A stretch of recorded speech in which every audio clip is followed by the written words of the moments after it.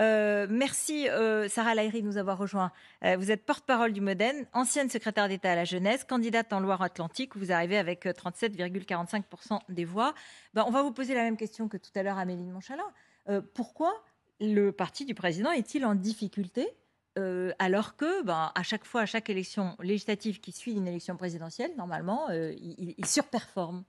Aujourd'hui, le moment de vérité va être dimanche prochain. Ce qui est certain, c'est qu'il y a une forte abstention. Cette forte abstention, elle se sent d'ailleurs plus particulièrement dans notre camp, chez le camp des modérés, des sociodémocrates qui ne voulaient pas porter leur voix vers un candidat de la NUPES, de cette alliance absolument faite de briques et de broc, sans valeur commune.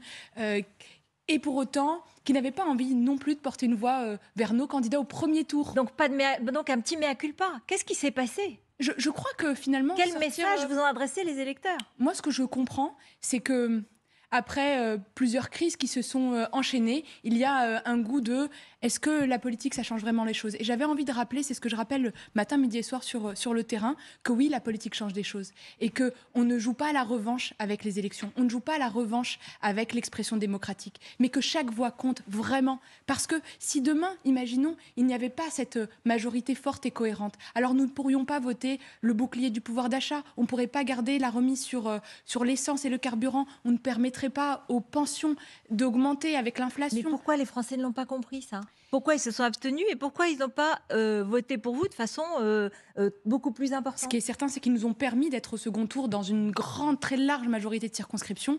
Et c'est à eux que j'ai envie de parler aujourd'hui et leur dire, mais leur voix, absolument, elle compte. Et je comprends que parfois, eh bien, notre projet n'a pas peut-être été le plus audible, peut-être pas suffisamment clair, parce que là, il y avait une guerre en Ukraine, parce qu'on sort de la Covid, que la période, elle est compliquée, c'est vrai. Mais plus que jamais, il ne faut pas laisser le choix aux extrêmes, aux radicalités, à l'outrance. C'est les 5 prochaines années qu'on joue. Est-ce qu'on prend à la légère la question de la dette? Le programme de Jean-Luc Mélenchon, c'est 320 milliards, absolument pas financés. C'est quasiment 1 milliard par jour. C'est à nos enfants dont on parle. Est-ce qu'on a envie de voir l'effondrement de notre économie avec du yaka faucon et finalement perdre nos emplois? Eh bien non. Et c'est pour ça que j'appelle vraiment avec beaucoup de sensibilité. Je comprends qu'il y ait une part parfois de déception, parfois pas d'engouement, mais dimanche prochain, c'est un moment de vérité. Et il ne faut pas laisser la place aux radicalités. Bon, alors déjà, j'entends, parce que ce n'est pas toujours le cas, que vous reconnaissez qu'il y a eu un message brouillé. C'est le moins qu'on puisse dire. Bien sûr. Et ça, c'est intéressant, Valérie Nataf. Moi, j'aimerais savoir, puisque le président de la République est à partir de demain en Roumanie, en Moldavie et peut-être en Ukraine, qui va mener la bataille des législatives en dehors de Madame Borne. Édouard Philippe donne ce soir à nos confrères du Figaro une interview où il estime qu'il faut poursuivre l'élan réformateur et que pour cela, la majorité de la coalition présidentielle ne peut pas être relative. Est-ce que, puisque vous êtes du Modem, est-ce que François Bayrou va lui aussi s'engager dans la bataille pour prêcher la bonne parole et ramener ces abstentionnistes dont vous dites qu'ils considèrent que la politique ne change pas leur vie? Bien sûr, puisque François Bayrou a été un des grands défenseurs de la réforme institutionnelle. Et la réforme institutionnelle, c'est pas qu'une réforme de loi, c'est comment faire que chaque voix compte avec la proportionnelle, par exemple. Et parce que fondamentalement, la politique, c'est quoi? C'est protéger la vie quotidienne, mais c'est aussi répondre aux grands défis de notre temps. Mais comment va-t-il faire campagne? Eh bien, principalement, comme ce qu'il a fait d'ailleurs dans le premier tour, en étant présent sur un certain nombre de circonscriptions. Il a vraiment battu campagne. Il n'y a pas eu de débat national, Sarah Lahiri, il n'y a pas eu de débat national, il n'y a pas eu d'éléments, de slogan national, de campagne nationale. Est-ce que l'image, Elisabeth Borne, François Bayrou et Édouard Philippe côte à côte sur une estrade, dans une émission? Très sincèrement, c'est ça la campagne? Très sincèrement, moi ce que je vois, c'est des réponses et des campagnes sur le terrain. C'est 577 élections en réalité, une élection législative. Et nous avons besoin d'un élan national, bien sûr. Et ça, c'est notre programme, c'est notre projet. Mais si le président de la République cette semaine est à l'international, pourquoi? Il est à l'international parce qu'il y a une guerre en Europe et parce que les propos de M. Mélenchon... La guerre, elle dure la semaine prochaine aussi. Oui, hein. mais, pardon. Hein. Mais sauf que le vote de dimanche, c'est pour les 5 prochaines années. Et quand on entend un M. Mélenchon dire il faut sortir de l'OTAN, il faut finalement détricoter l'Union européenne et faire une sorte de Frexit non dit, alors même que les Verts finalement font comme s'ils n'entendaient rien et que le Parti socialiste ne défend plus ses valeurs essentielles de laïcité et tout le monde finalement fait comme si c'était pas si grave. Bien sûr que c'est absolument essentiel. C'est un projet de société. Et aujourd'hui, moi j'ai envie de dire à ceux qui peut-être n'avaient pas le candidat de leur cœur, celui qu'ils avaient envie de porter, et bien de leur dire dimanche prochain, ce n'est plus une question simplement d'élan, c'est une question quasiment de survie de notre vie démocratique pour les 5 prochaines années. Il ne nous faut pas 5 ans de bazar ou 5 ans de repli ou 5 ans franchement, de blocage. Nous avons besoin d'une majorité cohérente, forte et avec un peu d'expérience, ça ne fait pas de mal. Sarah El Haïry, on n'a pas compris les consignes de vote. Comment vous faites? Est-ce que vous mettez un signe d'égalité entre Jean-Luc Mélenchon et Marine Le Pen? Est-ce que vous dites au cas par cas? La phrase de ce matin, c'était laborieux parce qu'hier soir c'était quelques phrases, aujourd'hui c'était d'autres. Enfin bref, on y est arrivé, c'est pas une voix pour le Rassemblement national. Mais ça veut dire quoi? Et est-ce que vous allez finalement choisir des députés sur lesquels il y en aura qui seront fréquentables, d'autres pas fréquentables, d'autres... Très sincèrement, Madame Elkreff, moi mon engagement il a toujours été en défense des valeurs de la République. Il y a des essentiels. Des essentiels, c'est la laïcité, le respect de nos forces de l'ordre, de nos institutions. On ne dit pas tout et son contraire. Et surtout, on ne vient pas abattre ces piliers qui font qu'on est la France. Le vote du second tour, dans les 58 circonscriptions où il y a un Front National et un NUPES, c'est très clair. 0 voix pour le Front National, ça c'est clair et net. Ce n'est pas un parti pour lequel aucune de nos voix ne doit aller. La NUPES, pour moi, eh bien, c'est la même chose. La NUPES, c'est en grande majorité la même chose. Il y a quelques exceptions. C'est la même chose que le Rassemblement national. Bien sûr, il y a quelques exceptions, mais très minimes. La NUPES, c'est la même chose que le Rassemblement national. C'est l'extrême. Pour moi, c'est l'extrême gauche. La NUPES, c'est l'alliance de l'extrême gauche. Il y a quelques exceptions. Pourquoi je précise? Parce qu'il y a certains candidats qui viennent effectivement du Parti socialiste et qui font comme si c'était pas si grave et qu'ils acceptent les compromissions. Ils font quelques compromissions et cela, eh bien, je pense pour le coup à Valérie Rabault.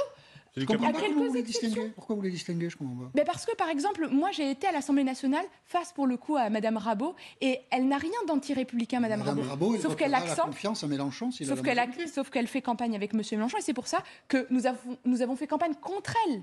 Nous avons fait campagne contre elle. Valérie Rabault, c'est la présidente du groupe socialiste sortant. Mais j'ai quand même la conviction. Pas une voix pour la NUPES. En grande majorité, sauf quelques exceptions, effectivement. Mais parce que, vous savez, cette alliance de la NUPES, elle n'a rien en commun. Et donc, avec beaucoup de responsabilités, eh bien, on regarde le détail. Et malheureusement, certains ont cédé à la soumission de M. Mélenchon. Et malgré ça, notre responsabilité, c'est de défendre les Républicains, malgré ça. David. La NUPES n'a rien en commun, dites-vous. On peut être d'accord, mais on a quand même le sentiment que c'est parfois la même chose chez vous. Sur cette question de la consigne de vote, j'en veux pour preuve que le ministre de l'Éducation nationale actuel, Pap Ndiaye, dit exactement l'inverse de celui qui était encore son prédécesseur il y a 2 mois, Jean-Michel Blanquer. C'est-à-dire que l'un dit ni l'un ni l'autre, ni RN ni NUPES. La NUPES, c'est l'abomination de la désolation. Et Pap Ndiaye dit le contraire. En gros, il faut voter NUPES contre le Rassemblement national. Comment vous expliquez ça et comment vous percevez la façon dont l'électeur, dimanche prochain, va mettre un bulletin dans l'urne? C'est quand même incompréhensible. Vous savez pourquoi c'est si incompréhensible?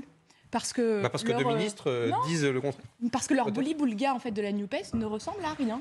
Et que finalement, ils se sont mis d'accord derrière un homme qui a qu'une seule énergie, celle de la vengeance, celle de se venger de l'élection présidentielle. Oui, mais enfin, là, vous pourriez avoir une position univoque et unique, mais c'est pas le cas. Mais très sincèrement, quand on a siégé pendant plusieurs années avec certains députés socialistes qui ont défendu, par exemple, je pense à la loi séparatisme, sur des essentiels qui ont été absolument forts et qui malheureusement se sont soumis à M. Mélenchon. Notre responsabilité, c'est aussi de connaître et de reconnaître leur ancrage, leur défense de certaines Donc du cas par cas, on en revient à la position de Mme Borne. Dans certains cas, elles sont minimes, mais effectivement. Un petit mot quand même sur les Républicains. Ils sont restés, on va voir, dans les projections, ils vont peut-être être 50, 60. On a entendu Jean-François Copé ou Christian Jacob dire il y aura des choses sur lesquelles peut-être qu'on peut voter. Est-ce que vous dites aux électeurs de droite, on pourra faire des choses ensemble? Bien sûr, parce que ce sont des Républicains, évidemment. Et parce qu'on voit un certain nombre Tous les électeurs de LR? Parce que là, c'est comme vous faites du cas par cas pour NUPES, est-ce que vous faites du cas par cas pour LR? Vous savez, quand on a un candidat ensemble, face à un candidat d'extrême gauche, porté par Jean-Luc Mélenchon. Évidemment, j'appelle les électeurs de l'UDI, des Républicains, des sociaux-démocrates qui ne se sont pas mobilisés au premier tour, des libéraux, des Européens, de nous rejoindre sur ces valeurs absolument essentielles. Il ne faut pas se tromper, c'est plus un projet uniquement qui est porté, c'est vraiment finalement une vision absolument diamétralement opposée. C'est l'extrême gauche avec la désobéissance, avec des propos absolument infects sur les forces de l'ordre, sur l'école, sur des essentiels, et finalement nous, avec un projet cohérent, et peut-être que ce n'était pas le leur au premier tour, mais plus que jamais, nous avons besoin d'une mobilisation. Vous appelez à une forme d'alliance avec les Républicains? À chaque fois bien sûr que les Républicains seront présents pour porter ce projet. Ils sont les bienvenus et j'appelle leurs électeurs, bien sûr, à se mobiliser pour faire barrage à cette extrême gauche.